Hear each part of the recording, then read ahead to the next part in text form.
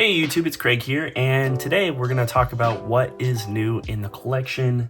I've picked some things up over the last few weeks, and here they are. Now, one of these items isn't a Waterman item, but it is this HIX magic pencil. It came from my friend Cedar Bylard, and it is this little Victorian magic pencil. And thanks a lot, Cedar, because of you, I've now picked up a couple more that are on their way. But it's a little tiny sterling silver chased magic pencil, and you pull this out and out comes the lead. Just a cool piece. W.S. HIX was a New York-based company. There are several other makers out there like Keith that did overlays for Watermans. Very similar to this one as we get to it, but Cedar just felt that this would have a nice place in my collection, and he's not really doing fountain pens anymore. He's really into these antique Victorian pencils, and he just felt that I should have one of these as well, and I absolutely love it. And like I said, I just picked up a couple more that are on their way, and now I guess I collect magic pencils as well. So thank you so much for this, Cedar. This is super cool. I just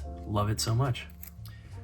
All right, the first order of business. This is a Waterman 424 taper cap. This is one of the earliest full overlay taper caps. The nib needs to be retipped, but this thing is really, really nice. It is in fine silver, so this is 99.9% fine silver, not sterling. These are just incredibly rare. They're so rare, in fact, that I went to just use it as reference against a book that I have. So I have this book, Fountain Pens and Pencils, The Golden Age of Writing Instruments. This book is from 1991, and I went to use this book as a reference for this pen only to realize that this is the exact same pen that is on the cover of this book. It's also featured in the side of the book as well. But this was from the collection of Bob Teft, who passed away several years ago. My friend Scott acquired it, and then he sold it to me. So thank you so much, Scott, for this pen, as well as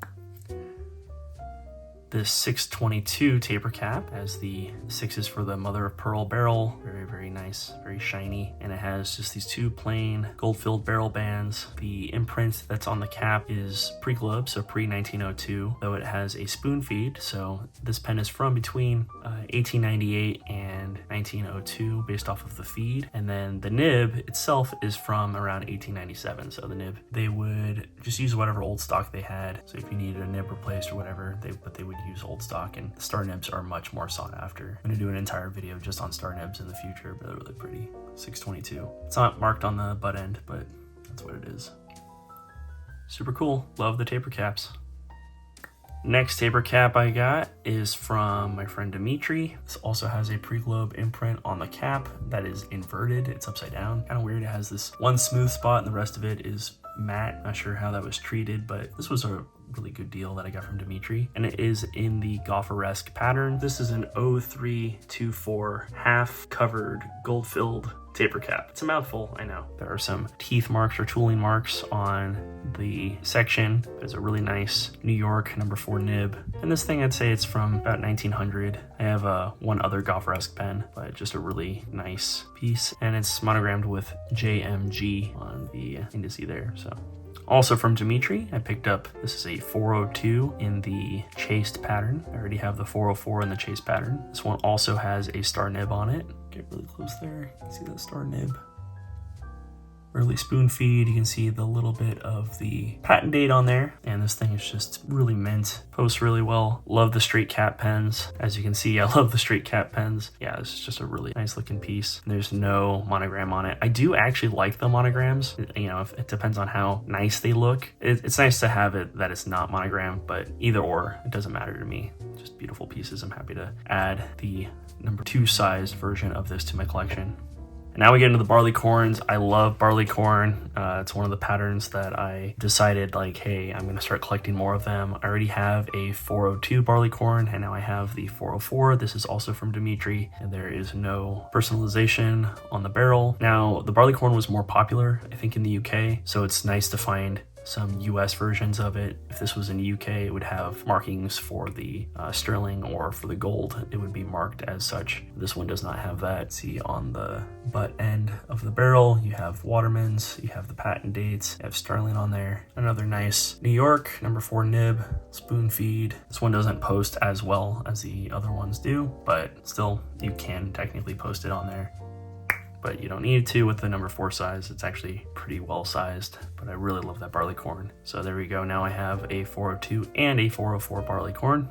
And then my friends, Beatrix and George, went to the Boston pop-up little show, and they said, hey, let us know if you see anything that you're interested in. And David Nishimura for the longest time has had this on his website, vintagepens.com, and it is an 0502 barley corn. And I asked if he could make a deal or anything like that, and he was able to give me some money off on it, which was nice. It's a really nice little piece. I like the monogram on there. HS kind of looks like a giant dollar sign. This is the gold-filled barley corn. Posts really nicely. There's no gap in the posting, and it's just a nice, thin, very pretty little pen. The nib is very nice, early New York nib. Again, this is probably from, say, between like 1902, 1908. There's the end, 0502, and then it does say Waterman's. There's just ever so slight amount of oxidation right there, but other than that, really nice, pretty piece. But when I was asking about that, Beatrix goes, oh, or do you mean the 504? I said, 504? Oh no, they have a solid gold one. So this is the solid gold 504, and the patina on that nib is crazy. Look at that patina. Really, really nice pen in beautiful shape. It's pretty much mint. Like even like look at the butt end of it. Waterman's Ideal fountain pen. 14 karat on the back side. You can see the 504. It's a gorgeous pen. Dr. Wiz, my partner said, oh, Dr. Wiz, the creator of Cheese Whiz. Just to be funny, but this one also posts just perfectly. It's a great pen. I'm gonna keep that patina on the nib forever. It looks so good.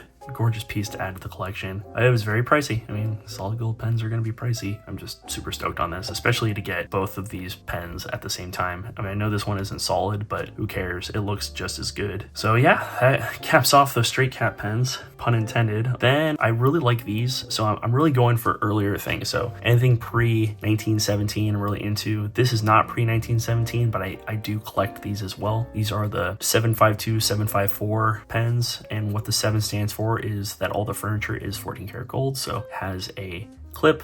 It is 14 karat gold. Zoom in on this so you can see the 14K at the top there. 14 karat. The lever is 14 karat.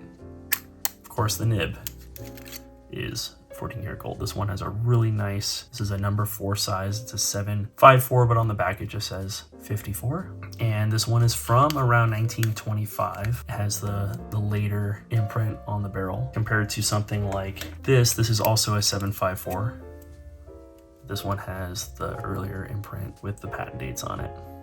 This thing is mint. This thing's great. The chasing looks awesome. Imprints are all really solid, and this was $250 on eBay. I mean, I'd say at least $350, especially, I mean, just even the gold. Just a gold nib alone, like a number 2 size gold nib alone, and scrap value is like $30. And it's not monogrammed. This thing is like almost mint, pretty killer, and a deal on eBay. Appreciate my friend Gabe reaching out and letting me know that this was available, because this is a great pickup. On the same subject, I got another 752, same thing, except this one has the hand engraved vine sort of look to the clip. The whole band is hand engraved, and there's a little condition issue on the barrel right there. That's okay, all works. The entire lever is also hand engraved, so this was definitely a bump up. Here's the 1925 catalog. Down here you can see hand engraved vine design on the band and clip is an additional $2. So a 752 was $12, but plus that additional stuff, that brings it up to, you know, $14, which is pretty expensive for the time. So yeah, there you go. 1925 catalog, helping out. I mean, this is a larger pen, but just the work done, these were about the same price just because of that extra hand engraving work. Honestly, I think it's worth it. Super nice. This was, I believe I paid $300 for this one. Happy to add another one of these to my collection. I love these pens so much. My daily carry is this severely worn 752, but it has this epic New York stub nib on it. So yeah, that's my everyday carry Waterman pen. And the last one is this, a 0514 Majestic, which I already have a Majestic in the solid gold, which is a little bit rare, but this one is from the collection of Gary Lair. I got this from my friend Beatrix. She's moving to New York, so she needed some extra money. Decided that this didn't really fit into her collection, and and I was happy to take that off of her hands. It's got a beautiful New York number 4 nib on it. The nib is like minty. This whole pen is super mint. It does have RGH engraved in the barrel, and it is gold filled, so it's not as rare as the solid gold version. It does have a clip on it, which is hard to come by on these pens. This is the hand engraved design that was later replaced by the hand engraved silver pens and gold pens that they had in the 20s. But this was just a very labor intensive pen. So this pen was about $16.50 back in 1908. And by contrast, the 14 karat gold version of this pen, which I have, was $55 brand new in 1908. That is an astronomical amount of money for that time for a pen. And it wasn't even the most expensive pens that they had back then. They had a $150 pen that had diamonds inlaid into it. But as far as models that you could get, like that weren't custom, $55 is crazy expensive. I mean, $16.50, that's no joke as far as fountain pens of 1908, but $55, that's insane. And these now command an extreme price because they are so rare. So this pen, I'd say, is worth between $4,500 and $5,000, and this pen is worth about $2,500. And yeah, super hard to come by, super rare, definitely grails in my collection, and I'm happy to own both of them now.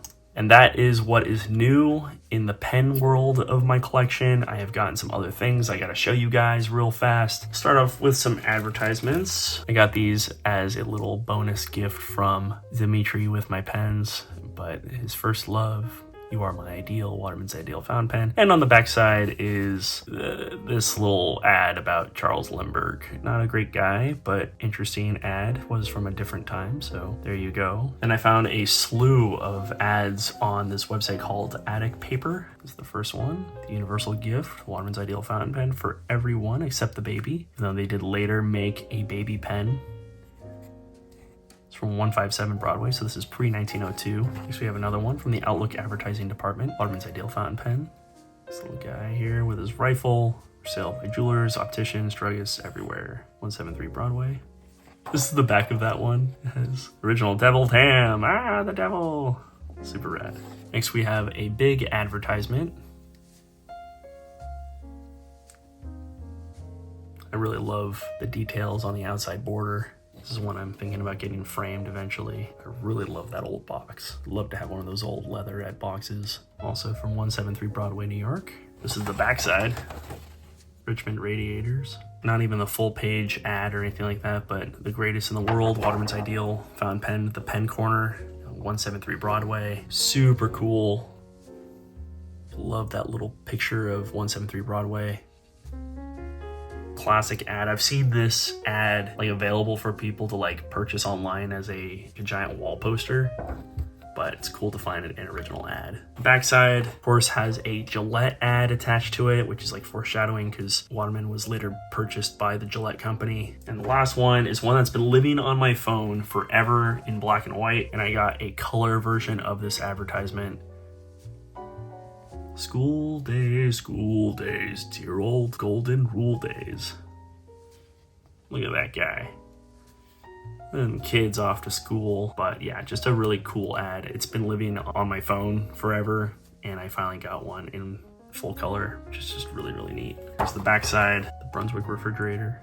In my last Waterman update, I talked about some of these ads, and here are full sheets with these advertisements not cut out of them, which is really cool. And what I didn't notice on the last one was that it said the Ideal Pen Company. That's really cool because this is before it became the L.E. Waterman Co. It just says L.E. Waterman Manager, the Ideal Pen Company, 155 Broadway. So this is really early. This one's from around 1885. Again, the first variation of the company was found in 1883, and then the Waterman Ideal Fountain Pen brand wasn't a thing until 1884. So this still says Waterman's Ideal Pen. Really, really neat. I picked these up off of eBay. Here's another one that also says L.E. Waterman sole manufacturer. This one has him as manager. This one has him as the sole manufacturer. And this one is also, it's like 1887. It says, again, sole manufacturer. All those other ads that I had said L.E. Waterman Co. on them. So this is just really, really neat. Look, Esterbrook. Esterbrook is on there too. There you go. So those are the ads that I picked up. And the last thing I got was this. It is this really rare desk accessory or display stand. I don't actually know that much about it other than the fact that I've seen it once in a book. On the back, it does say Waterman's Ideal Fountain Pen. And then that's the like registered and then the patent number that is on there. It's the bottom. It's got like, I'm not sure if that's like paper mache or what on the bottom. And yeah, it's this like 3 pen stand. So you just get your 3 pens and you put it in the stand, and that's that. And then I don't know if this is meant to be like a pen rest or what, but that is what this is. It's just a pen stand. Pretty cool, pretty neat. It's really flattering to have friends that go, wow, Craig, like I've been collecting for as long as you've been alive, and you have things in your collection that I've never seen before. You have things in your collection that I don't even have. Like, that's super flattering. In the book, Waterman, Past and Present, the First 6 Decades, this is the ephemera version of the book. There it is. 3 pen rack. That one's in really rough condition, but that's it. Doesn't give any other information. It's kind of tough, but that's what that is. The 3 pen rack. So it's still a mystery. Like, not a lot of people know what it actually is for or what it was used for, but it's a pretty cool pen accessory, and I'm happy to have it in my collection. And that's the video, you guys. Let me know if you have any questions about any of the things you've seen here. If you like the video, give it a thumbs up. Please subscribe for more content like this. Check out my Instagram at Craig Arcanova, and I'll see you guys all real soon with another new video. All right, peace.